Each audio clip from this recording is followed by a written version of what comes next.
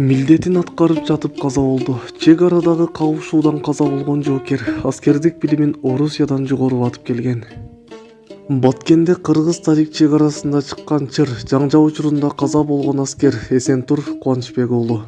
Ал Нарындын Ат башы районуна караштуу Ак Муз айылында 1991-жылы туулган. Бул тууралуу Супер KG порталына аскердин жакын досу билдирди. Маалыматка ылайык, Эсентур Кубанычбек уулу Т. Асанов атындагы аскердик лицейин бүтүрүп, андан кийин Орусиядан билимин жогору батып келген. Эсентур Нарындагы чек ара заставаларынын биринде жетекчисинин орун басары болуп иштеп жүргөн. Ал Баткенге 10 күн мурун кеткен. Ал мекендегенде жанын бергенге даяр бала болчу. Нарында акыркы 2 жылдан бери иштеп жүргөн.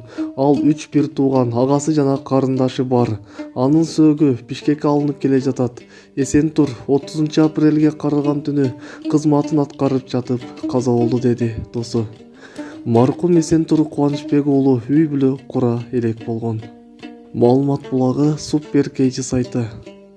Голос медиа каналы Эсентур Кубанычбек уулунун мезгилсиз дүйнөдөн кайткандыгына байланыштуу үй бүлөсүнүн жакындарынын аза кайгысын тең бөлүшүп, терең кайгыруу менен көңүл айтат.